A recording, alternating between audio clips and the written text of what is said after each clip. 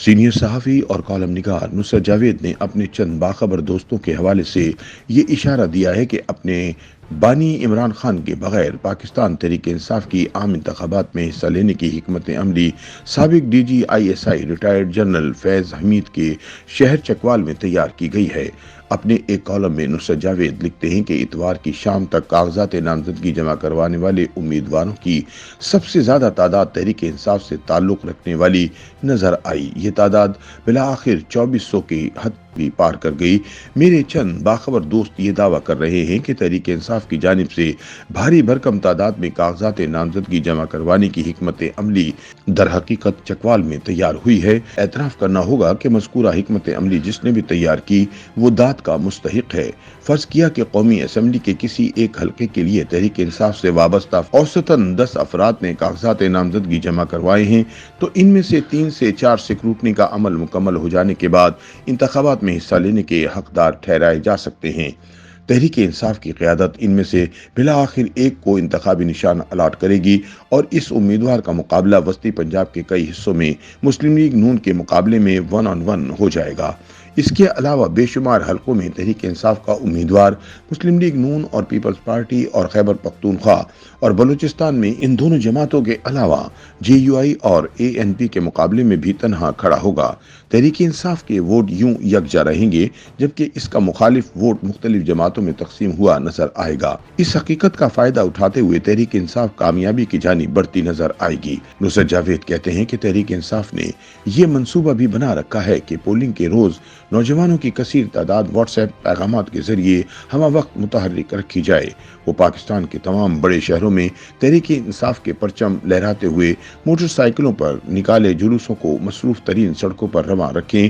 یوں بصری اعتبار سے یہ تاثر پھیلایا جائے کہ نوجوانوں کو بھرپور انداز میں متحرک رکھنے کی وجہ سے تحریک انصاف 8 فروری کے روز ہوا انتخاب جیت رہی ہے۔ شام گزرنے کے بعد انتخابی نتائج کا اعلان شروع ہو اور ٹی وی سکرینوں پر سنائے اور دکھائے نتائج مذکورہ تاثر کی تصدیق کرتے نظر نہ آئے تو تحریک انصاف کی احتجاجی تحریک کے لیے ٹھوس جواز میسر ہو جائے گا۔ 1977 میں لاہور، کراچی، فیصل آباد اور حیدرآباد میں ذوالفقار علی بھٹو کے خلاف قائم ہوئے 9 جماعتی اتحاد نے بھی پولنگ روز سے قبل انتخابی عمل کے دوران ایسی ہی فضا بنائی تھی۔ نتائج اس کے برعکس نظر آنے لگے تو احتجاجی تحریک کا آغاز ہو گیا۔ یہ خبر نہیں کہ تحریک انصاف بھی 8 فروری کی شام سے ایسی ہی فضا بنا پائے گی یا نہیں۔ نصرت جاوید کہتے ہیں کہ 8 فروری 2024 کے انتخابات کے لیے اتوار کی شام کاغذات نامزدگی داخل کرنے کا عمل مکمل ہوا تو خدشہ ابھرنا شروع ہو گیا ہے کہ تحریک انصاف انتخابی عمل کو در حقیقت احتجاجی تحریک میں بدلنا چاہ رہی ہے۔ اسے یقین ہے کہ مقتدرہ کہلاتی قوتیں عمران خان کو اقتدار میں لوٹتا ہوا دیکھنا نہیں چاہتی۔ ان سے جان چھڑانے کے لیے 3 بار وزیر اعظم رہے نواز شریف کے ساتھ کچھ بندوبست بھی طے پا چکے ہیں۔ مبینہ طور پر جو بندوبست طے ہوا ہے وہ تحریک انصاف کے دیرینہ مداحوں کو ان دنوں کار فرما ہوتا نظر آ رہا ہے۔ اس کو سبوتاش کرنے کے لیے لہٰذا پنجابی محاورے کا کھیڈاں گے نہ کھیڈن دیاں گے والا حربہ استعمال کرنے کی تیاری ہو رہی ہے۔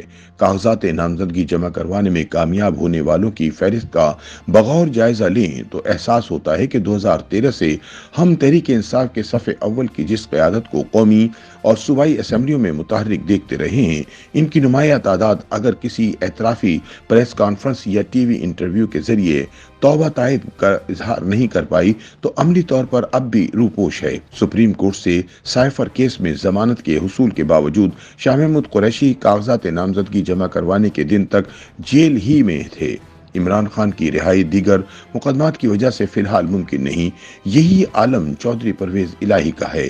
نصرت جاوید کے مطابق شاہ محمود قریشی سے کہیں زیادہ چودھری پرویز الہی انتخابی حکمت عملی تیار کرنے میں کلیدی کردار ادا کر سکتے ہیں۔ 1985 سے نواز شریف نے انہیں پنجاب کی بلدیاتی سیاست میں اپنی ترجیح کے نتائج حاصل کرنے کے لیے کھلا ہاتھ دے رکھا تھا۔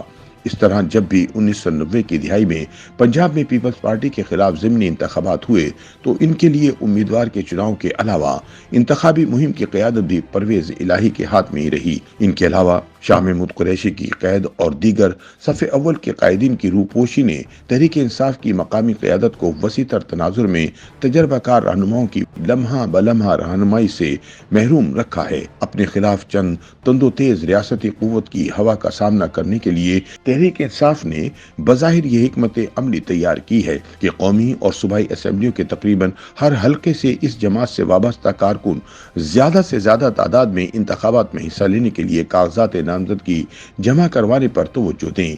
कागजात नामजदगी जमा करवाने वाले बेतहाशा हामी और कारकुन तकरीबन गुमनाम हैं। रियासती कारिंदों की वजह से अब तक महफूज भी हैं। इनकी बेपनाह तादाद कागजात नामजदगी के हुसूल में कामयाब रही और वो इन्हें जमा करवाने से रोकने के लिए छीना झपटी जैसे वाकयात से भी बच गए। नुसरत जावेद कहते हैं कि तहरीक इंसाफ कागजात नामजदगी छीने जाने के वाकयात को बुनियाद बनाते हुए तहरीकी मिजाज भड़का सकती थी जुमे के दिन, मगर सुप्रीम कोर्ट से जो फैसले आए, इमरान खान की साइफर केस की जमानत इस अंदाज में मंजूर की कि इनके खिलाफ बनाए इस मुकदमे का भट्टा भी बैठ गया। दूसरे फैसले ने इलेक्शन कमीशन को हुक्म दिया कि तहरीक इंसाफ के मुतवक्का उम्मीदवारों की जानिब से कागजात नामजदगी के हुसूल को यकीनी बनाया जाए। चंद अफराद के लिए कागजात नामजदगी का हुसूल यकीनी बनाने के लिए लाहौर हाई कोर्ट भी भरपूर अंदाज में मुतहर्रिक हुआ। पेशावर हाई कोर्ट ने भी तहरीक इंसाफ को इसका बल्ले का निशान अबूरी तौर पर वापस कर दिया है। अदलिया के मुशफ़क़ाना रवैये और इमरान खान के खिलाफ बनाए साइफर केस की बेवक्ती ने तहरीक इंसाफ के कारकुनों को नया हौसला दिया और कागजात नामजदगी छीने जाने की बुनियाद पर एहतिजाजी बयानियां मुरतब करने और इसे फैलाने पर वो तवज्जो नहीं दे पाई। देखते हैं कि आने वाले दिनों में वो तहरीकी मिजाज कैसे बरकरार रखेंगे।